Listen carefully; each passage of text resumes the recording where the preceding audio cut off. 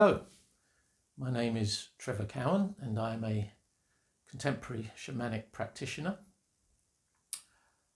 and I've just authored my first book, Change Your Life, charting a new course with contemporary shamanism.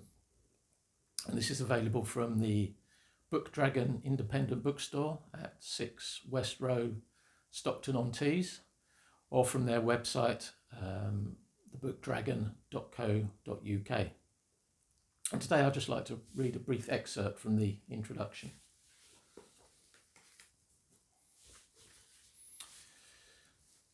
So how should we live?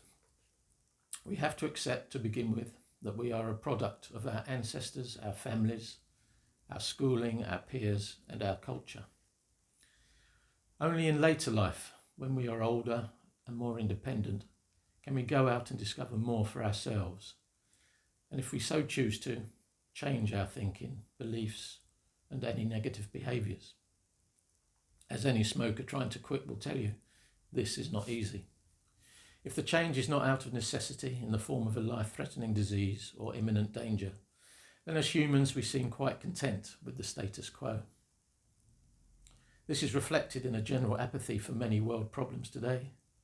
It is easy to defer to others, think of the problems as someone else's, or believe that you, as only one person, cannot make a difference. But we do want to make a difference. Looking for answers is built into our DNA. The time seems to have passed when we purely accept what we are told. There is too much that doesn't fit, doesn't feel right, or is just plain wrong. Fake news isn't news, it's just a lie, a fabrication, spin to influence our thinking, ultimately to get us to like someone, buy something, or give away our money. The bottom line is clear. The current way we are living and the current systems in place do not work.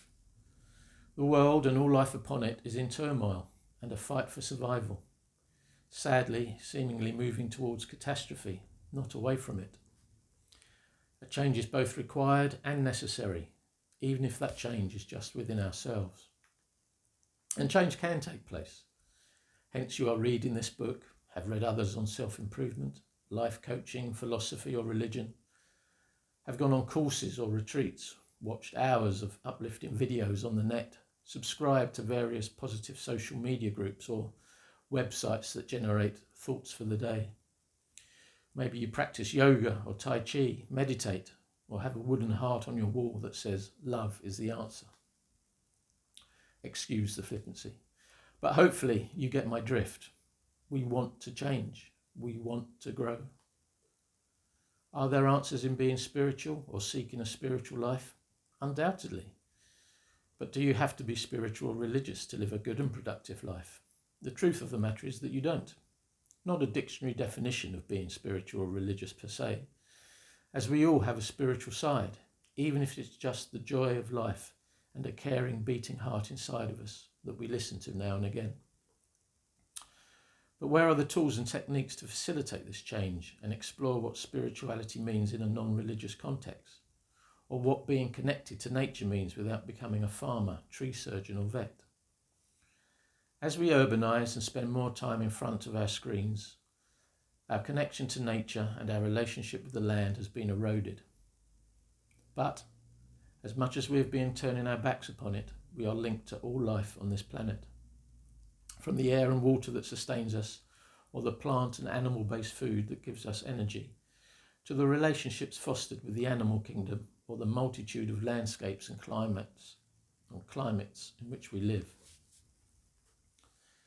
Living in harmony with the land, the environment we find ourselves in, and the life we share it with, animal, vegetable, and I would say mineral too, has always had its challenges.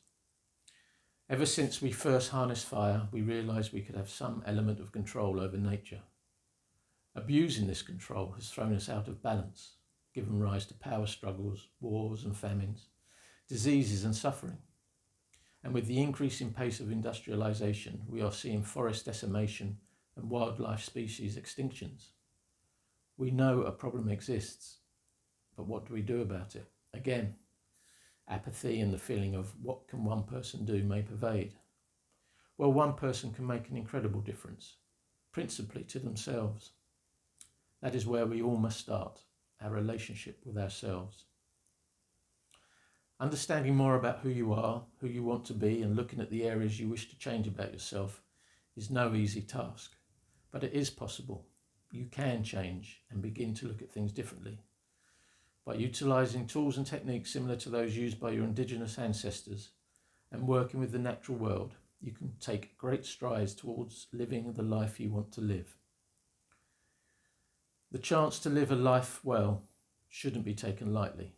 You don't have to be anyone special, achieve anything in particular, or reach a certain spiritual state, such as finding nirvana, heaven on earth, or touch the hand of God. You just have to find that inner connection to life that has always been there. It was and is your birthright. So how do you go about reclaiming your birthright and transforming your life? I am hoping that contained within these pages are ideas, exercises, and practices that will help you. So that's a brief excerpt from the introduction to my book. And yes, this is 15 years of my life, really, in this book. I was previously an engineer and then found my way towards the shamanic path via yoga, meditation, and other forms of spirituality. And I've brought together a lot of the tools and techniques I've been shown and found to work and useful on my path as a shamanic practitioner. And I think there's something that can help everyone in this book. I really do. And it's something that I knew I had to put down on paper and publish.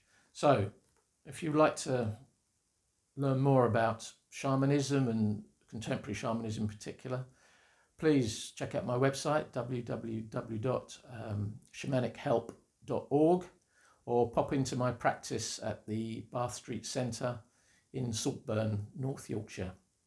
Thank you.